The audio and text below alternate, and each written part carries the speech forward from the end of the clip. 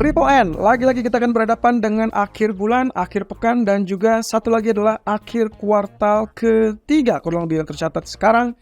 Maka kemungkinan potensinya harus berhati-hati karena kemungkinan semuanya akan tumplek ruwet di situ dan kemungkinan akan berdampak yang sangat signifikan terhadap market.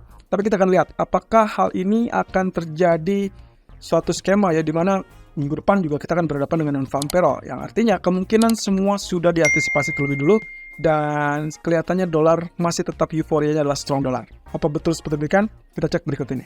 Oke, economic data pagi tadi kita sudah sempat melihat data dari Jepang yaitu dengan Core CPI, Tokyo Core CPI yang rilis dengan angka 2,5%. Tentunya ini adalah kabar bagusnya, setidaknya dia relatif turun daripada preview ataupun bulan sebelumnya 2,8%. Dan ini berarti sayangnya akan juga menjadi kabar buruk. Kenapa?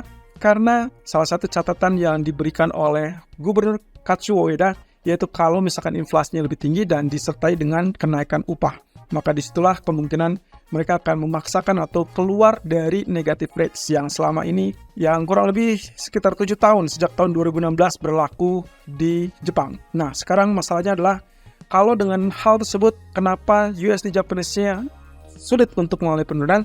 Salah satunya adalah terkait dengan janji untuk keluar dari suku bunga negatif tersebut.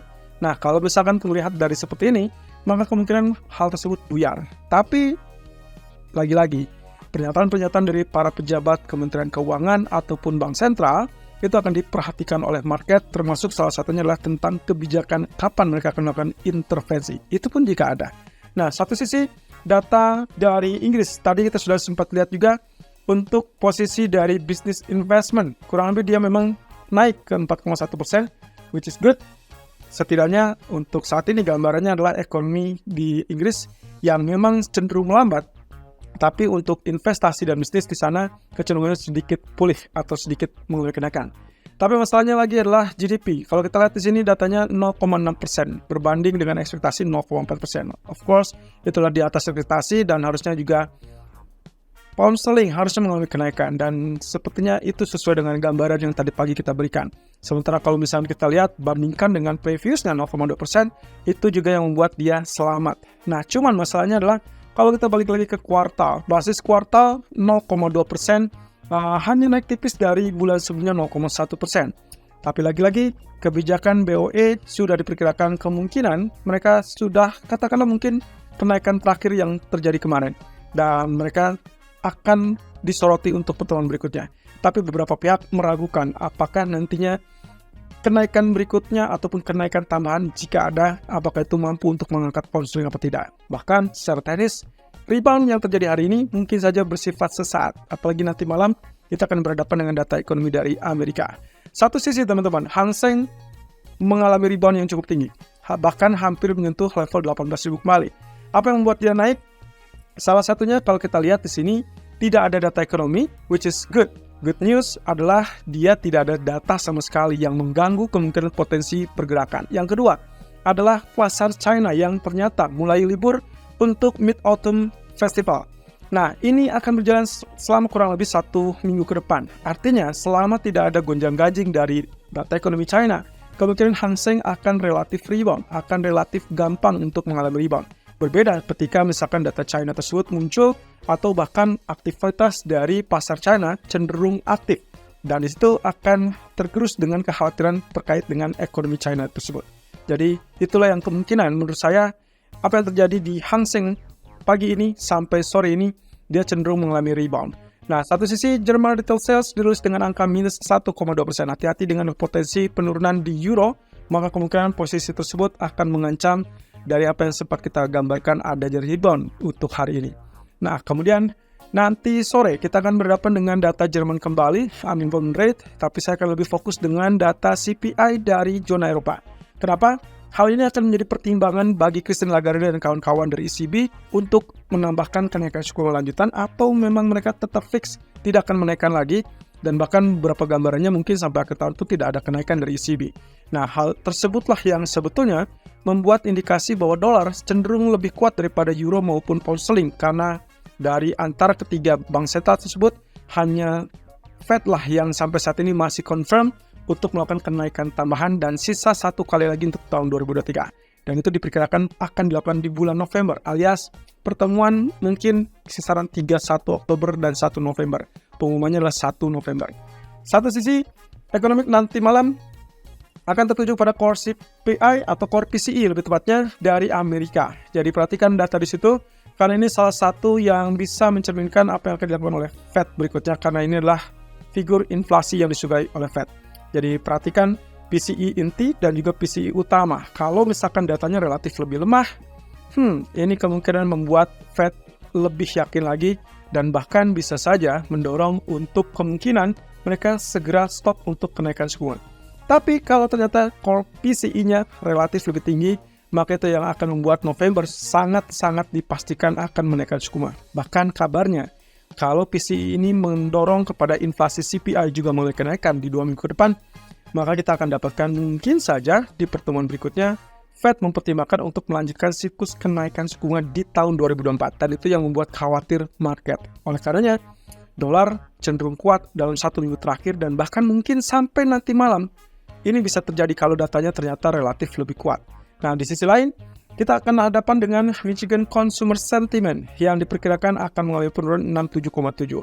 Tapi yang akan juga tidak luput dari perhatian market adalah ekspektasi inflasi 1 tahun dan 5 tahun. Perhatikan, kalau misalkan ternyata terjadi kenaikan, maka itu juga akan menggerus market lain, dan itu akan sisi positifnya adalah dolar akan mulai penguatan. Artinya, saham kemungkinan turun, emas akan turun, pound sterling juga akan kembali tertekan turun. Nah, satu sisi, kalau ternyata ekspektasi inflasi tersebut mengalami penurunan, kita bisa berharap di akhir pekan, di akhir hari Jumat, atau di akhir kuartal ini ada harapan untuk dolar terkoreksi karena 9 minggu berturut-turut kita belum mendapatkan koreksi yang sangat signifikan untuk US dollar. Lalu kemudian kalau kita lihat market mover untuk minggu ini atau bahkan sampai minggu depan, kita lihat di sini ada 2 faktor besar. Yang pertama adalah government shutdown dan juga economic downturn di China. Government shutdown seperti ini adalah kejadian yang berulang, drama yang kembali terulang. Jadi kalau kita perhatikan di sini, kelihatannya dampaknya akan relatif bersifat sementara, teman-teman. Jadi hati-hati, ini akan resolve, ini akan selesai. Tapi memang drama yang selanjutnya akan terjadi adalah pemecatan atau rencana pemecatan Ketua DPR McCarthy. Ini cukup menarik karena kabarnya hal tersebut akan dilakukan minggu depan. Nah, tapi dengan catatan, kemungkinan mereka akan memaksakan pemerintahan ditutup terlebih dulu. Government shutdown kemungkinan sangat terbuka. Dan hari terakhir adalah tanggal 30 September, teman-teman, penentuannya. Selama parlemen tidak mencetuskan ataupun menjadikan kesepakatan untuk undang-undang pendanaan, maka government shutdown adalah hal yang paling mungkin terjadi. Dan itu berarti dampak ke akhir pekan. Lalu kemudian hati-hati di hari Senin akan terjadi pembukaan gap. Saya curiga mungkin untuk pasar saham bisa saja terjadi gap down kalau memang government shutdown betul-betul direalisasikan. Dan itu berarti ya 1 Oktober adalah hari Minggu. Berarti hari Senin di tanggal 20 Oktober itu jelas akan terjadi gap down. Nah, bagaimana dampaknya dengan US dollar? Kemungkinan dia akan spike karena mungkin diincar sebagai safe haven. Dan itu adalah jadi faktor tambahan yang mendukung kenapa dolar masih relatif menguat. Setidaknya kita akan berhadapan dengan non-farm payroll minggu depan dan barulah akan ternetralisir. Tapi masalahnya, kalau government shutdown itu terjadi, teman-teman, kemungkinan dalam 1 minggu ke depan, kita mungkin tidak akan dapatkan gambaran apapun dari data ekonomi. Karena jelas, roda pemerintahan terhenti untuk sementara waktu. Dan paling lama kalau tidak salah bisa mencapai 30 hari ke depan. Ini cukup menarik. Nah, lalu kemudian juga end of month flows yang biasanya akan muncul dengan tingkat permintaan terhadap US dollar. Dan itu berarti dolar akan mulai penguatan, tapi hati-hati mungkin dampaknya saya perkirakan mungkin maksimumnya adalah di saat sesi London tutup. Dan itu berarti di sekitaran jam 11 atau jam 12 malam nanti. Oke, kemudian aksi mogok sektor otomotif itu juga masih tetap menjadi bayang-bayang terhadap market, terutama indeks saham Amerika. Ya, inflasi PCE nanti malam kemungkinan bisa memicu pergerakan secara natural kepada beberapa market, termasuk ujung-ujungnya adalah kebijakan dari Fed di bulan November. Oke, ini adalah skemanya, teman-teman. Yang diperhatikan terkait dengan apa yang dikhawatirkan ataupun ditakutkan oleh para pejabat Fed, yaitu terkait dengan inflasi, ujung-ujungnya inflasi. Tapi inflasi ini dapat dari mana? Inflasi ini pertama bisa saja dipicu oleh kenaikan harga minyak mentah. Jadi kenaikan harga minyak mentah sampai saat ini sudah hampir sentuh kurang lebih ada di kisaran level 93, 94. Dan walaupun terkoreksi ke level 91, tapi cukup berbahaya karena level $100 masih cukup terbuka untuk terjadi. Ingat, batasannya adalah di level resisten 93, itu lanjutnya adalah 97. Dan kemarin kita sudah sempat lihat 93 tersebut ditembus. Jadi kita harap berhati-hati. Dan itu yang dikhawatirkan oleh para pejabat Fed. Mau tidak mau, mereka akan memperhatikan seberapa besar, seberapa lama harga tersebut bertahan di level tertinggi, supaya mereka bisa memperhitungkan pula apakah mereka harus melanjutkan kenaikan suku bunga di tahun 2024, atau mereka cukup sekian terakhir di 2023 saja. Nah, satu sisi, data PCE dan juga data spending nanti malam tentunya akan menjadi catatan khusus bagi Fed. Kalau kondisi ekonominya masih relatif kuat, maka mau tidak mau, sudah sangat bisa dipastikan November adalah satu kali kenaikan terakhir 25 basis point. Kemudian, lanjut minggu depan dengan data non-farm payroll, yaitu jobs market, sektor ketenagakerjaan, dan juga minggu depan berikutnya atau setelah non-farm payroll kita juga akan lihat dari data CPI. Barulah nanti ujung-ujungnya akan diputuskan apakah suku bunga akan lanjutkan dinaikkan untuk tahun depan, atau mungkin mereka sudah bisa menggambarkan bahwa mungkin saja dot plot di awal tahun depan itu bisa dirubah kembali dengan catatan stay untuk beberapa lama, tidak dirubah, tidak juga dinaikkan. Setidaknya itu langkah yang lebih positif untuk market. Tapi kalau ternyata tetap dengan siklus kenaikan yang berlanjut di tahun 2024, saya khawatir mungkin window dressing selesai itu di bulan Desember, lalu kemudian Januari kita akan memasuki fase bearish kembali untuk pasar saham. Ini cukup menarik, tapi kita akan bahas itu di sesi yang terpisah.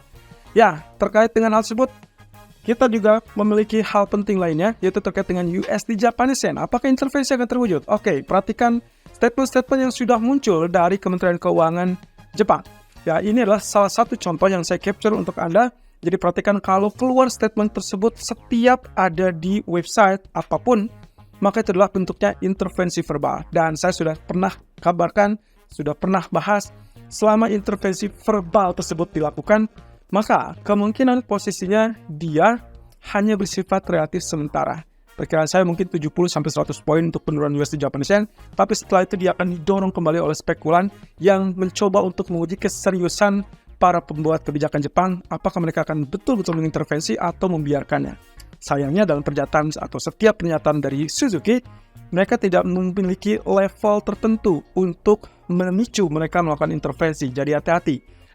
Level 149 sampai 152 adalah all time high di bulan Oktober 2022. Tapi kalau kita mengacu tahun 2022 kemarin, maka Oktober adalah waktu yang tepat untuk mengawasi apakah BOJ akan melakukan intervensi apa tidak setelah mereka merilis proyeksi ekonomi kuartalannya. Oke, nanti kita akan coba lihat dari sisi grafiknya apakah bisa untuk diharapkan terjadinya penurunan US dollar dan berdampak positif terhadap emas ataupun kepada indeks saham. Tapi masalahnya adalah satu, posisinya adalah yield wave dari hampir mayoritas market kelihatannya masih tetap berdampak dan kita masih mungkin sekitar wave kelima untuk terakhir penurunan. Lalu kemudian kita akan lihat apakah ada kecenderungan untuk rebound atau pertanda rebound tersebut disimpan untuk minggu depan saat data non-farm payroll. Kita lihat nanti sore.